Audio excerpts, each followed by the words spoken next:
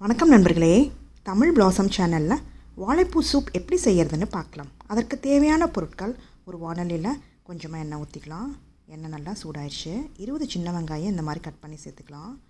சிம்லேயே வச்சு நல்லா வதக்கிக்கலாம். எண்ணெய் இதுக்கு நிறையா தேவைப்படாது, கொஞ்சமாக எண்ணெய் ஊற்றினா போதும்.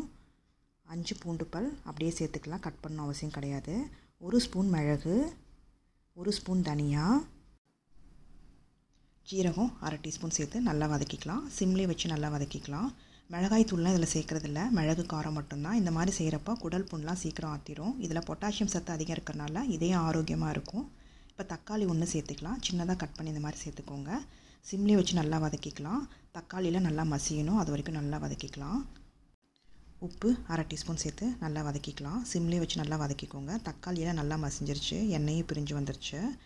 இப்போது கட் பண்ணி வச்சுருக்கிற வாழைப்பூவை சேர்த்துக்கலாம். 1/2 கப்பு வாழைப்பூ எடுத்துருக்கேன். இது 4 டம்ளர் சூப் கிடைக்கும். சிம்லேயே வச்சு நல்லா வதக்கிக்கலாம்.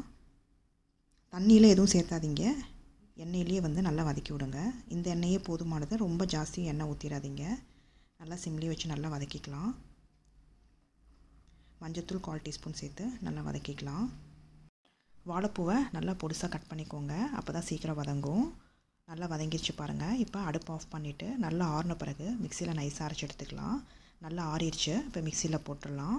இதுக்கு தேவையான அளவு தண்ணி ஊற்றி நல்லா நைஸாக அரைச்சி எடுத்துக்கோங்க. இப்போ மூடி போட்டு மூடிடலாம். நைஸாக அரைச்சாச்சு. அதே வாணலியில் மறுபடியும் அப்படியே அரைச்சி விழுத ஊற்றிக்கலாம். இதுக்கு தேவையான அளவு தண்ணி ஊற்றிக்கலாம். சூப்பு தண்ணியாக இருந்தால் தான் நல்லாயிருக்கும்.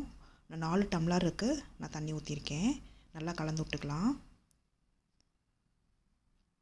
பாருங்கள், இந்த அளவுக்கு இருக்கணும் சூப்பு. நீங்கள் அதுக்கேற்ற மாதிரி தண்ணி சேர்த்துக்கோங்க. இதுக்கு தேவையான அளவு உப்பு சேர்த்துக்கலாம். நம்ம முதல்ல வதக்கிறப்ப கொஞ்சமாக உப்பு சேர்த்தணும். உங்களுக்கு எவ்வளோ தேவையோ அதுக்கேற்ற மாதிரி பார்த்து சேர்த்துக்கோங்க. நல்லா கொதிச்சிருச்சு பாருங்கள். முதல்ல வதக்கி தான் நம்ம அரைச்சோம், அதனால் கொதி வந்தால் போதும், எல்லாமே வெந்திருக்கும். இப்போ அடுப்பை ஆஃப் பண்ணிடலாம். மேலே மறுபடியும் பெப்பரை க்ரஷ் பண்ணி போட்டுடலாம். உங்களுக்கு எவ்வளோ காரம் வேணுமோ அதுக்கேற்ற மாதிரி பெப்பரை க்ரஷ் பண்ணிக்கோங்க.